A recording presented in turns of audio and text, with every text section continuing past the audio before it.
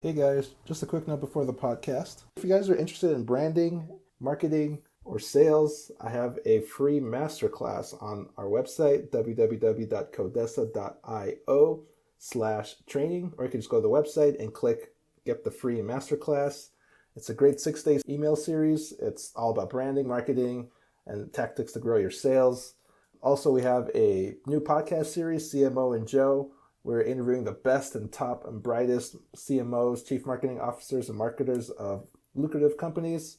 It's a great listen if you'd like to listen.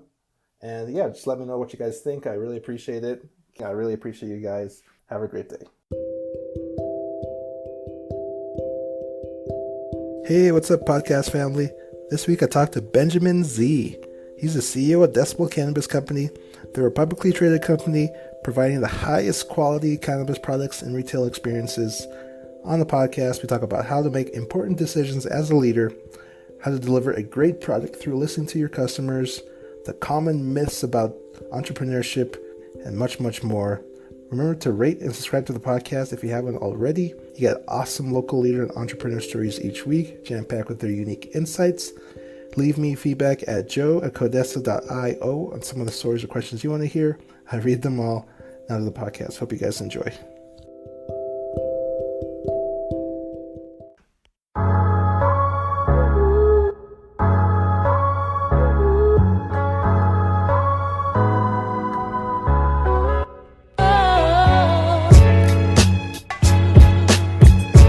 Great to have you on, Ben.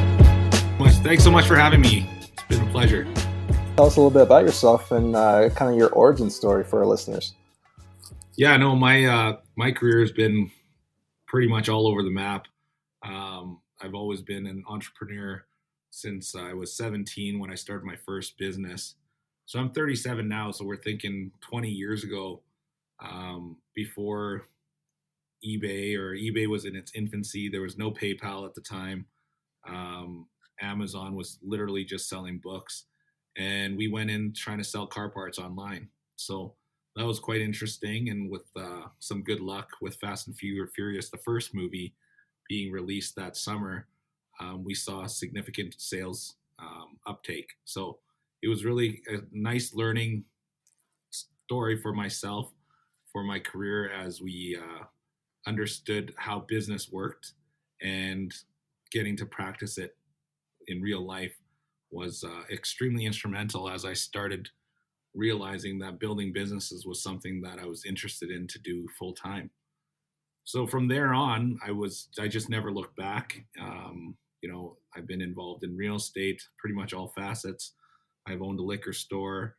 I've had multiple tech companies, ranging from e-commerce to app development, and really led me to cannabis, which I deem as an emerging market. Being here in Calgary, you're surrounded by oil, and seeing how the commodity prices for oil is always so volatile. And so when cannabis started being legalized, I was like, wow, I really want to get in on this opportunity, because it's a greenfield industry, in the sense that, in my lifetime, I don't know if there's ever going to be another opportunity for something to have such exponential growth. So January 1st of 2019, I joined We Grow BC, a private cultivator based out of Creston, BC. And we're most known for our Quest cannabis brand. So Quest Cannabis is one of the highest premium cannabis brands in all of Canada. And so with that, I was effectively building a startup at a larger scale, in a startup industry. And we learned a lot there, taking the company to a situation where we're profitable by July. Again, in the industry, that was, I would say, an anomaly. We built significant brand presence with Quest. And that led me to doing a transaction that closed December 20th of 2019. So roughly about 6 months ago.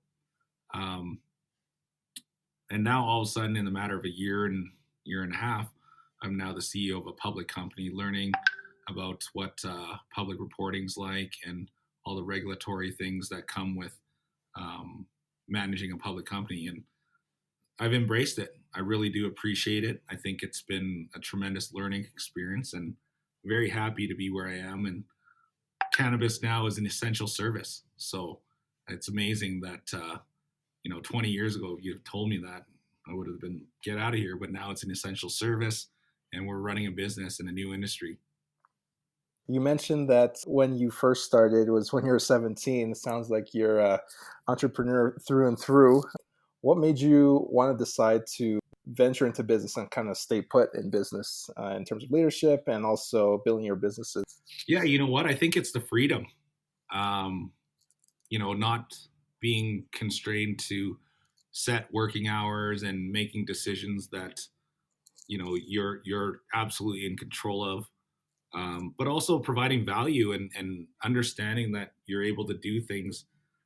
I was always very resistant to people telling me I couldn't do something, and throughout my career, um, that was pretty much the message I got. You're crazy to think at 17 you can start a business. You're crazy to think people are going to order things from you online. You're crazy this, you're crazy that. And I just thought, well, I believe that's the way it's going to be, and I want to give it a shot. I think trying is extremely important, and as I continue to try and started to see some success and a lot of failures, I realized that I could never be confined to a situation where someone is telling me what to do and day in and out. That's all I'm doing. So being able to optimize, build things, grow things, and make things better was a passion that I still have to this day. What would you have told little Ben years and years ago before you started your whole journey? What would you have said to him that you wish you would have known when you first started your journey? Yeah, I think, that's a great question. And I don't know if I would have had too much instruction for 17-year-old Ben, but somewhere along the way, what really changed my approach to business and my success, I think, was a little bit of humility and understanding that my thought process or my desire or my way was not the end all and be all. So, there has to be a healthy mix. As an entrepreneur, you're going to get a lot more no's than you'll get yeses. Rejection is pretty commonplace. When I was pitching for investment, trying to get customers, you're constantly told no. And you develop a very thick skin in the sense that resiliency is probably the word, where you're confident in your own abilities to deliver, and you're just out there trying to execute. I would say around my early to mid 20s, I realized that um, in addition to being very confident and continue to ask questions and reach out to people, I needed to start listening to the answers that were coming back to me and really understanding why I was getting rejected. When I was able to pair the two and find that middle ground of distilling what was appropriate and adjusting as a result of the rejection, my close rate or my success rate was infinitely much higher. And so, the advice I would give is you got to go through that period where you're learning, but be open and really understand the rejection, because it helps shape the way you position your next question and your next ask. And I think that's important for success. You speak of rejection. Would you say there's been one that comes to mind, or maybe even a challenge or a failure that you really learned from? Yeah, when you kind of asked me that on the spot, I've been very fortunate that I don't have any acute failures that I can cite as game changing. Um, I think failure to recognize the efforts of hard work early on would have allowed me to reach a higher trajectory of success early on. Um, but that again comes with maturity. And so I think, I spoke to it earlier, being resilient um, in the face of failure. I don't actually, failure is a very negative word, a lot of connotation with the negative stigma on it. And I don't believe that should be the case. I believe that we should embrace failure. And the most important thing, as I alluded to earlier, is to learn from it. So any situation that you might define as failure, in my view, is a learning. It's a learning experience, and as long as you can learn from it and make yourself better, and have the ability to bounce back, then it shouldn't be it shouldn't be spoken with a negative connotation, right? It should be a positive for you because it's building you up. Exactly. You learn from failure, or not failures, but you learn from challenges and you grow from them. And that's what ultimately helps you become successful. You talked about resiliency, learning from feedback. If you have to distill that into one specific unique skill that you think you have that's made you become successful, what would you say that would be? Um, I think I, we're speaking from my career choice as being an entrepreneur, and it's become such a buzzword these days. There's a lot of glorification on social media, and a big part of that is because we see the successes of all these, um, and aptly so, rightfully so, very successful entrepreneurs. As a result, we create this almost inspiration for the next generation to follow. But I will caution that for every one of these success stories, there are a lot of failures or challenges, setbacks that don't make it into the public eye. Um, and the true testament to an entrepreneur is not the successes that he's managed to accumulate throughout his career or execute on.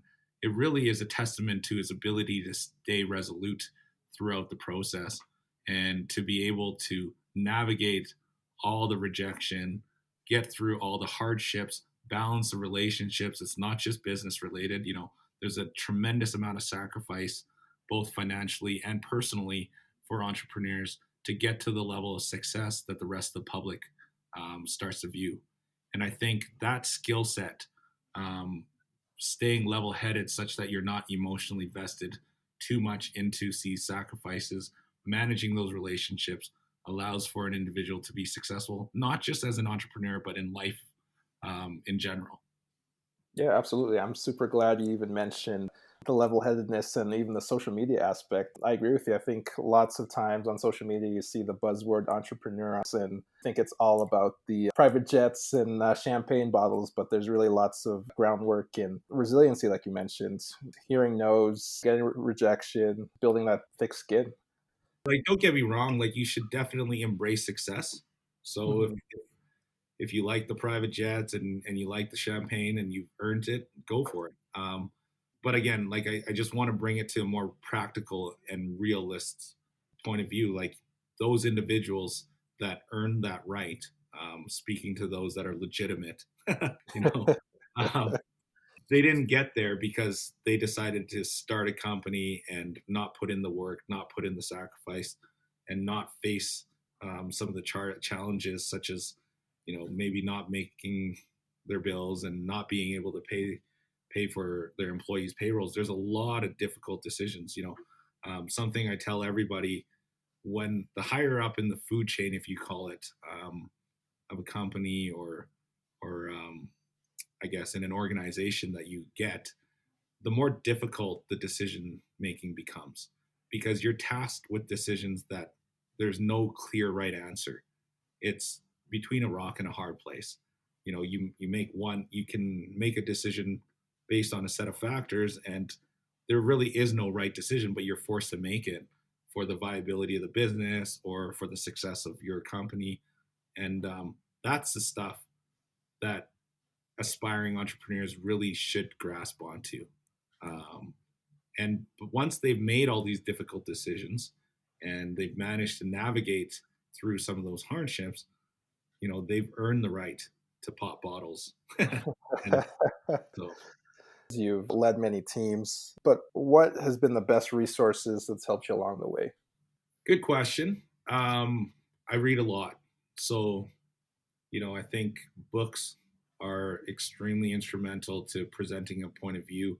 I think, especially in this day and age, there's a lot of information overload. So it's up to us as individuals to distill the information we process into what applies to specific situations, into our own lives. And the only way you can do that is by getting as much information as you can. So, reading is key. But more importantly is surrounding yourself with people that can support you. That doesn't necessarily mean they all have to be aligned in your vision. As I mentioned before, early on, and even to this day, I get met with a lot of rejection, or I shouldn't say rejection, criticism as to the decisions I've been making. And you have to really accept those and distill them into, are they speaking from a position of experience? What makes them say the things they do? And then analyze that to apply on a go forward. So I've been fortunate enough to have a really strong group of friends. I've tapped out into, I guess, communities and networks that allow me to get the support I need. And without that type of personal sacrifice that your friends are willing to give to you on an ongoing on an ongoing basis to critique your ideas, to give you real time feedback, I wouldn't be where I was today or where I am today. Has there been anything recently that you've read or maybe even listened to that's inspired you? Yeah, especially right now with COVID, Ray Dalio puts out regular blogs. I believe it's on Medium. And I think his way of thinking is very level in terms of the panic and hysteria that we're used to seeing. I recently reread the book, The Art of Thinking Clearly. And it's a collection of anecdotes that really changes the perspective of the mind. So a lot of outside of the box thinking that I think is key. Again, this is my personal view, but we're so used to having people tell us things today that we've almost lost the ability as a generation to make our own rational decisions. And that to me is quite saddening, because the references of the information that is provided may not be that strong these days. So case in point, email forwards where it's qualified by, oh, this came from a professor at Harvard, no name, no citation, no peer review. And all of a sudden you get everybody passing it off as fact.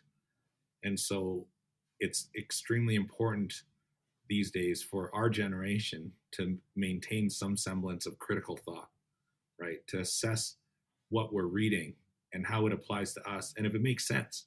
A lot of times, a lot of these things don't make sense, but because we see the qualifying reference, we just assume it to be truth.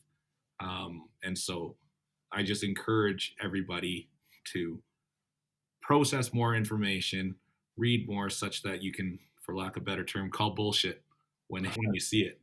No, that's super important too, because as you're probably already aware of too, on social media, there's a ton of content being hosed down our throats, and it might not always be factual. So having that critical thought, like you're saying, to actually analyze and think about what's being said is really important. Right. What's one common myth about your industry? But from our conversation so far, you've mentioned you're a true entrepreneur, so you've done so many different ventures and dabbled in a few industries. But I'll ask you, maybe what's one common myth about entrepreneurship that you want to debunk?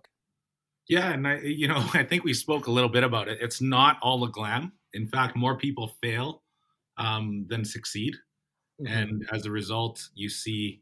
But we don't highlight those, right? We highlight those who have succeeded. An analogy I use is like, this is 20 years ago, but growing up, everybody aspired to win the lottery. Like they're like, oh, what would you do if you won the lottery? And it's like, oh, I'd buy this, I'd buy a Ferrari, I'd go travel the world. Now you talk to people, it's like, oh, what would you do if you created the next Amazon or created the next Uber? And so the aspiration has shifted to become an entrepreneur who's created a very successful company out of nothing, for lack of a better term. And so that's what I want to dispel. It's not that easy. There are a ton of people who try to start businesses and they've done everything right and still fail. And so a lot of those people might have given up after the first or second failure, and could have been a very successful entrepreneur if they kept going with it. So this is really a lifestyle choice and not a career choice. Like, you don't choose to become an entrepreneur because there's job certainty and certainty of income. You choose that because you're passionate about what you're creating. Too oftentimes it's linked to money, but I always believe that if that's your motivating factor, um, you're gonna make some wrong choices, and you may not build the company that is supported by the consumers that you need, because at the end of the day you're going to need sales, and when it's predicated basically on margin and profitability, you end up with the wrong alignment with your consumers. So when I relate it back to Decibel Cannabis Company, like, culture is extremely important. Putting out a quality product, I think that's what's allowed us to maintain such a strong position with our brand, because early day in cannabis it was just about volume and getting product to market and sales. But cannabis is a very niche product. There are different grades and different qualities, and I believe that if we continue to focus on providing a good customer experience, by delivering high quality product, then we're always going to be aligned with our consumers, and as such the company can grow. Is there anything in particular you're curious about? Well, I'm sure everybody is thinking about this. Myself, I'm really wondering, and I have been for some while now, what the economic fallout from COVID is going to look like. Um, it's unfortunate, but the reality is all the stimulus, all the assistance that has been placed on the market and what have you is likely going to take us several years, if not generations, to pay back. Um, and it's going to really change the way that we approach the world and travel habits and all that good stuff. So what does that look like for me personally, for my family, but also for the business, right? We're 2 months in, we're starting here in Calgary anyway, we're starting to open up again, but a lot of companies could not survive that shutdown, and the ones that are going to win are those who have evolved in real time to whatever that new reality looks like. Like, you think about nightclubs and stuff, there's been several openings around the world, um, and then quickly shut down because it resulted in another outbreak. Can you imagine going to a club where it's like 50% capacity and everybody has to stand 6 feet apart? It's crazy. Yeah. So that's just one of a few examples that I think about all the time, because as we as leaders have to look towards what 6 months from now looks like, a year, 3 years, 5 years, and what those impacts could have on our company, right? Absolutely. Do you see any resounding impacts on your company? Yeah, I think we dealt with some of the safety concerns early on, in terms of whether our employees felt comfortable enough to work, and I thought my team did a really good job to reassure them and provide the necessary PPE such that they had that comfort level. Um, we're at the premium segment. We're one of the highest price points in all of Canada, for a product. So you would think that as people start to lose their jobs or get laid off, um, spending habits might change. And so that's something we are assessing. We're not seeing that today. I think that's because we're still pushing out a quality product, but there could be a sentiment change there, or a sentiment shift. But that's what I was saying early on in our conversation. It's crazy that cannabis is deemed essential now, and so as a result, we're luckier than most, and weren't required to shut down our company.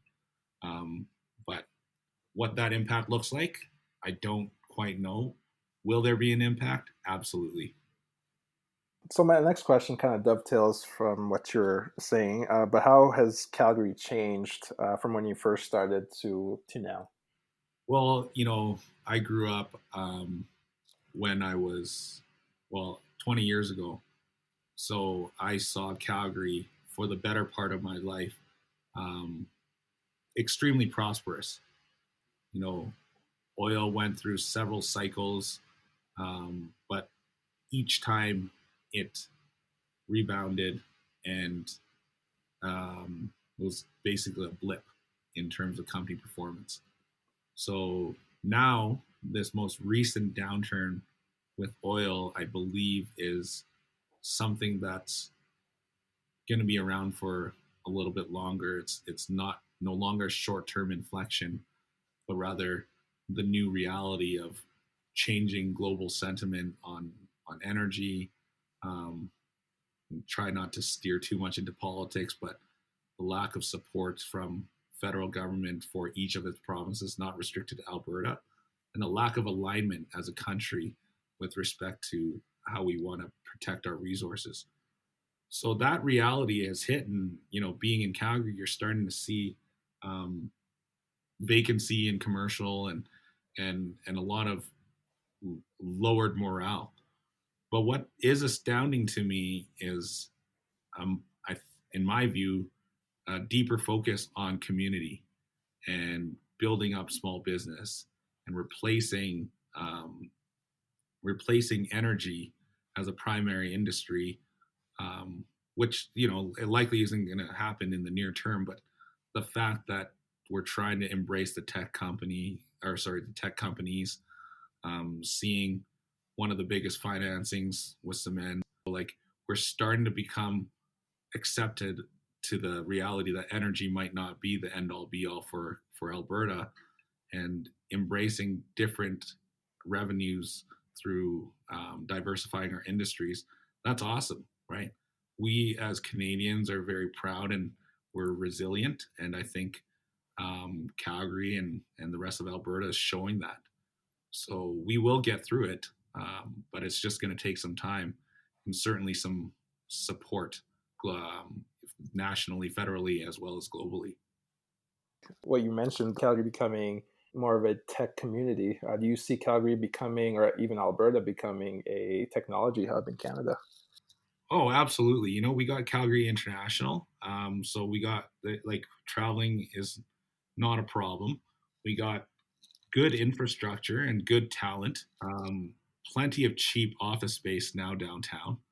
So there's no reason, with the right, um, I guess, incentives, we can't turn this into a nice tech hub. And we're starting to see that. Before I joined We Grow BC and now effectively Decibel, I was heavily involved in the local tech scene. And yeah, there's a lot of smart people there trying to bring more attention to Alberta's tech scene. And that's something that we can do and we absolutely should do, right? Then you got cannabis as a growing industry, and we got several companies headquartered here in Alberta. And I think that's another industry that we really need to take a serious look at supporting. Um, Supporting more. We are getting support, but like more so, because we don't want to continue to rely on energy as the only industry that supports this nation. Right. We need a certain level of diversification, whether that be through tech or cannabis. But I absolutely agree that maybe not so much focusing on just energy will lead to a more prosperous country. Well, it's just that. Sorry, I was just going to speak on that. Like at the end of the day, Canada is resource rich, right? Mhm. Um, so we do have it's not going away. So I'm not anti-energy, and in fact, I am a very big supporter of it. But the country has to support that. So we can't be disjointed as a country, and then because that what that ends up happening is other countries can take advantage. Right. Yeah, absolutely. What's one question that you never get asked that you wish you would be asked? Yeah, I don't know. That's a good question. I'm pretty open, so people feel comfortable asking me anything. I don't on the spot here. I don't have an answer for you. Is there anything that you think is off the wall that you can ask me? What is your definition of gratitude? Let's go with that. Well, I think it all starts internally. Gratitude is something that is, in my view, a mindset. So I compare that to those who say thank you, versus those who mean thank you.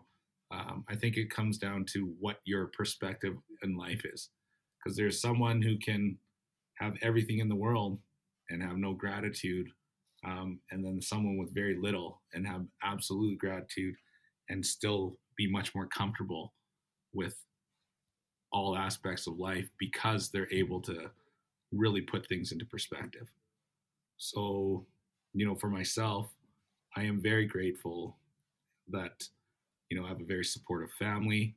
I've managed to get to the other side, if you will, of entrepreneurship, where I've learned a lot early on and got to somewhat success where I'm comfortable making additional decisions that may not be as risky as they were early on in my life. But more importantly, like, I'm healthy, and we're in the midst of a very serious, I guess, health crisis. And, myself, my family, everybody I know are healthy, and we're not seeing some of the craziness that New York or Italy saw. So there's a lot of things, despite the negativity or the pessimism in the world these days, for us to be grateful for. And that's what I grasp onto. What I was also going to ask you is, well, for me personally, at least, I find that mindset in entrepreneurship is a big element as well, with the resiliency and all that. How has mindset affected your success and your performance through your journey? Oh, it's key. Almost everything I spoke to today relates back to mindset. Again, not to make light of it, but it's another one of those buzz topics with a heavy focus on meditation, um, which I partake in. I guess what I'm trying to say is you can't just assign one word to capture everything. So an entrepreneur is not just an entrepreneur, and mindset is not just mindset. Like, you have to put in practice. It takes time to develop, and it's an everyday part of your life kind of thing. And it's not restricted to just your career, but everything you do in life.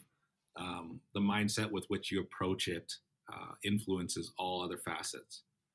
So for me, from my perspective, is to remain fairly level. So, I don't get too high on my successes and I don't get too low on my failures. Because, well, one thing I always say is the only certainty in life is uncertainty. So you might think that you're at the top of the world one day, and um, the very next day, something could happen and completely shift your position. So having the mindset to be able to deal with those things with the right resources and right attention is extremely critical to success in life. I only have a couple more questions here for you, Ben. Where can listeners connect with you online? Yeah, well, I'm on Facebook under my full name. I'm on LinkedIn under my full name. I keep a personal Instagram account, um, BKSZE. It's mostly my kids, so not a whole lot of interesting stuff there. But yeah, I'm always happy to talk to people. Then send me a quick note. I'm happy to help anyone else out, because like I said earlier, wouldn't be here without the support that I had throughout my career.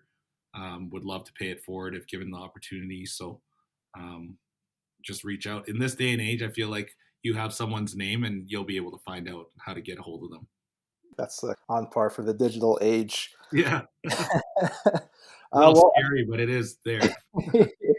yeah, exactly. So what I usually like to do to end the podcast is kind of give the floor to the guest. They could either ask a question to the audience or even tell a quote or a story to leave them marinating with this interview. Great. I think what you're doing is awesome, and I think we need more of this community feel. So maybe I should ask you. You've probably interviewed all sorts of different people now, and have exposure to quite a diverse set of unique stories.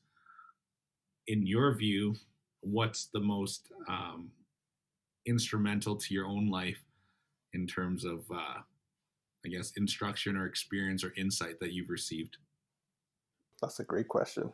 For me personally, I have to say the gratitude piece, and also surrounding yourself with great people. Perspective has also been a huge element as well, because you can always be too high, like you're saying, too high or too low. But I usually like to keep in the middle, and yeah, just having that perspective and gratitude for I'm healthy, I'm still breathing, and I implore that to our listeners. What's been instrumental to your success or your life?